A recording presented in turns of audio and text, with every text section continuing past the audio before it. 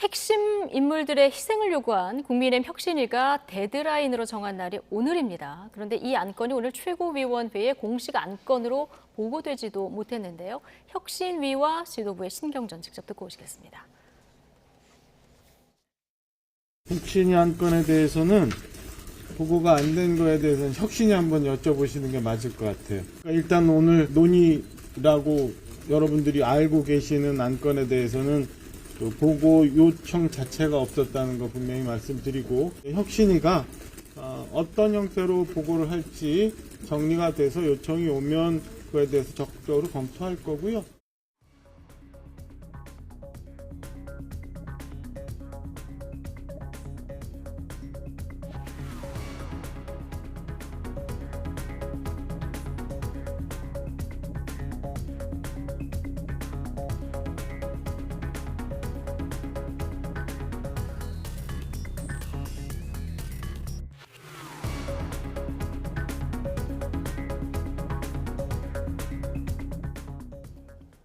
네, 자 오신환 혁신위원은 이게 문자로 공지했기 때문에 저희가 자막으로 집어넣어서 지금 보여드렸고요. 자, 지도부는 이 보고 요청 자체가 없었다, 지금 이렇게 얘기를 하고 있고요. 혁신위원은 나와서 이거 사실이 아니다, 하려고 했는데 이걸 혁신 안건 한꺼번에 쫙 해서 다음에 한꺼번에 해라 이렇게 얘기를 했다는 거 아니겠습니까?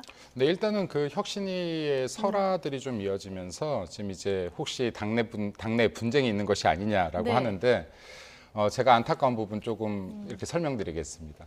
인유한 혁신위가 출범될 때부터 제가 인유한 위원장과 가문에 대한 존경을 표했었고, 그렇죠. 그리고 정치권에 들어오셔서 상처받지 않기를 바란다고 말했었고요. 네. 또 이 혁신이 성공적으로 끝나기를 바란다고 말했었는데 여기에서 지금 중요한 부분에서 좀 이렇게 교신이 잘 되지 않은 부분들이 있다. 서로 착오를 일으킨 부분이 있다라고 판단합니다.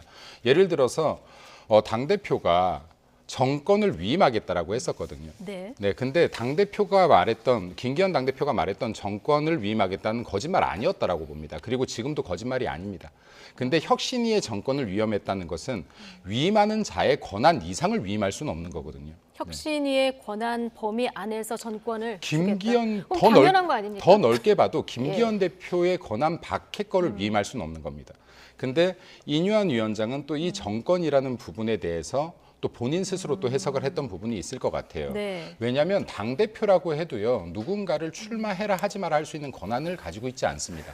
누군가한테 너 여기 말고 저기 나가 여기 나가 결정할 수 있는 권한이 없다 하는 걸 네. 일단 첫 번째로 말씀드리고 싶고, 그 혁신위가 우리 당이 양 13번의 혁신위가 있었고 이 직전 혁신위에 제가 들어가 있었다라고 말했는데요.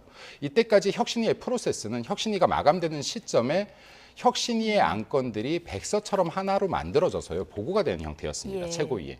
근데 지금 이번 혁신위는 전 국민적 관심을 받다 보니까 건 바이 건으로 한번 회의가 끝날 때마다 계속 이슈가 된 거예요. 근데 지금까지는 그렇게 해서 보고를 하고 넘어가고 하는 과정을 밟았었잖아요. 네, 그러면 첫 번째 안건 같은 경우에 나오고 나서 당의 입장을 어느 정도 얘기했고, 두 번째 안건에서 또 대답을 잘 하지 못했던 것도 네. 있고요. 근데 이거는 이제 언론에서 이야기가 나오다 보니까 이거에 대한 코멘트 정도가 붙은 건데 네. 사실은 이게 누구 한 명이 코멘트할 수 있는 게 아니고요. 최고위원회 회의를 거쳐야 되는 안건들입니다. 그래서 혁신위 같은 경우에는 사실은 마감이 되는 이유는 두 가지여야 된다고 예. 봅니다. 마감 시한이 되었거나 아니면 혁신위 안건들을 마무리했거나. 네. 그리고 나서 이 혁신위 안건이 넘어가면 최고위에서 이것들에 대해서 면밀하게 검토를 해서 네. 필요한 곳에 넘기거나 결정을 하거나 두 가지 중에서 하나가 일어날 텐데요.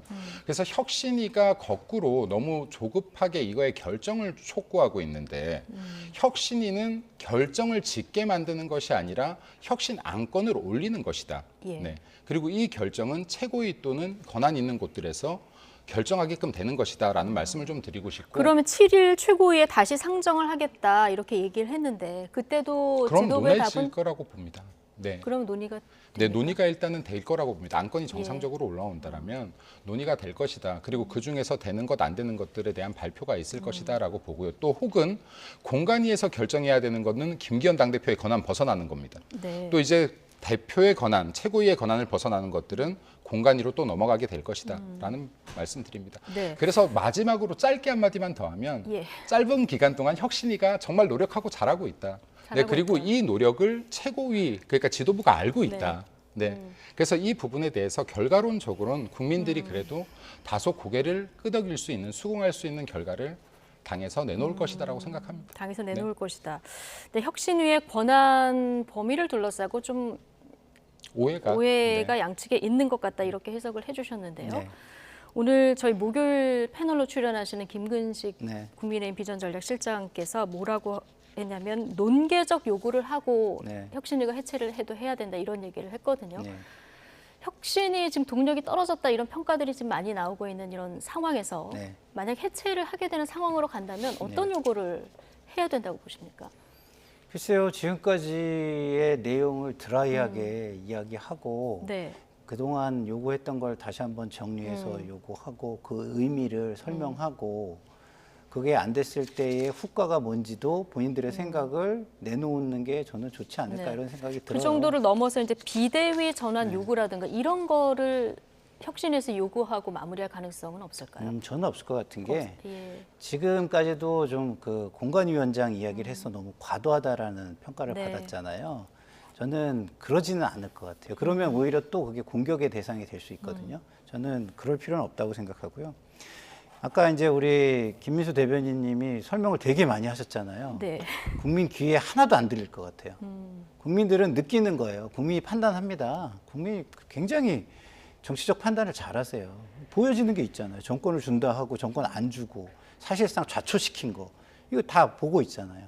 그리고 강서 재보궐선거 이후에 책임 하나도 안 지고 김기현 대표가 그걸 면피용으로 써먹었구나 이렇게 느끼지 않겠어요? 저는 대부분의 혁신위에서 내놓은 안건들이 지금 네. 국민 눈높이엔 더 부합한다 이렇게 부합하죠. 보시는 건가요? 그러니까 기대를 모았던 거고 그 기대가 이어지기를 바랬던 거고 심지어 야당 패널인 저도 거기에 대해서 기대를 나타낸 겁니다.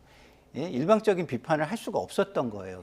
국민의 눈에 부합하기 때문에 네. 그거를 그냥 비판을 하면 국민들이 저를 더 우습게 보지 않겠습니까? 네. 국민 눈에 부합하는데. 근데 지금 보세요. 기본적으로 김기현 대표는요, 강서 재보궐선거에 대한 책임을 지셔야 되는 분이에요. 근데 그거를 더 잘해가지고 네. 좀 더 잘한 것으로 이거를 압도해가지고 무마하겠다 해가지고 인류한 혁신을 갖고 온 거거든요. 예. 근데 그게 또 실패한 거예요. 그 누구 때문에? 본인의 욕심 때문에. 근데 아직 뭐 실패했다고 단정할 수는 없는 네. 상황이고, 자 홍준표 대구시장이 지금 대통령실의 상황을 오늘 굉장히 장문의 글로 한시처럼 표현을 해서 쓰셨더라고요. 잠깐 좀 보고 오실까요? 인유한 혁신위는 당내 기득권 카르텔에 막혀서 해체 위기고 이준석은 눈앞에서 아른거리면서 앞길을 막고 있다. 대통령실 인사들은 모두 양지를 찾아 떠나고 당마저 사육에 눈멀어서 도와주지 않고 첩첩산중에서 나홀로 백척간도에 섰으니 다가오는 엄동설안을 어찌할꼬 이런 글을 남기셨거든요. 어떻게 보셨습니까? 많이 외로우신 것 같아요. 홍준표 네. 대구시장이 외로워 보입니까? 네, 왜냐하면 예. 저런 것들을 굳이 저렇게 뭐 다 표현하지 않아도 아까 말씀하셨던 것처럼 국민들이 느낄 부분 느낄 것이고 굳이 당 내에서 저렇게 구구절절 설명하지 않는다고 하더라도 그리고 또 저만큼 과장돼 또 어느 정도는 네. 또 과장이 됐다라고 보고요. 그리고 아까 혁신위에 대한 실패라고 하셨는데 혁신위가 아직 마무리되지 않았습니다. 혁신위의 실패라는 건 김은경 혁신위처럼 민주당 혁신위처럼 완전히 종결됐음에도 불구하고 1호 안건조차도 받아들여지지 않았던 이런 것들이 이제 실패라고 봐야 되는 것이고요. 그런 것들은 국민들께서 크게 느끼셨을 텐데 지금 것 같은 경우는 가장 이슈가 되는 게 누군가 불출마 선언을 하라는 겁니다. 이거 네. 어떻게 당대표가 결정합니까? 당대표가 너 불출마해 어떻게 결정합니까? 그러니까 이건 조금만 상식적으로 생각하면은 당대표의 권한을 약간은 벗어난 일이다. 그리고 아직까지 결정되지 않았을 뿐 누군가는 또 불출마가 나올 수도 있다. 그래서 이건 그럼 좀 더 기대를 지켜봐라. 하시는 분들이 아직도 당에 많군요. 아니요, 이거는 분명히 일어납니다. 분명히 왜냐하면 우리 일어난다. 당이요, 예. 이때까지 과거를 보면요, 예. 지난 총선에서도요, 이게 12월 1월 됐을 때 네. 불출마 선언이 민주당보다 훨씬 더 빠르게 많이 나왔습니다. 그리고 지금 아직 이제 갓 12월입니다. 민주당도 한 명도 나오지 않았는데 이걸 왜 국민의힘에 계속 요구를 하는지 알겠습니다. 잘 모르겠는데 좀 기다려 주시면 아마도 국민들 보시기에 민주당보다 훨씬 좋은 모습이 보여질 거라고 생각합니다. 예. 네.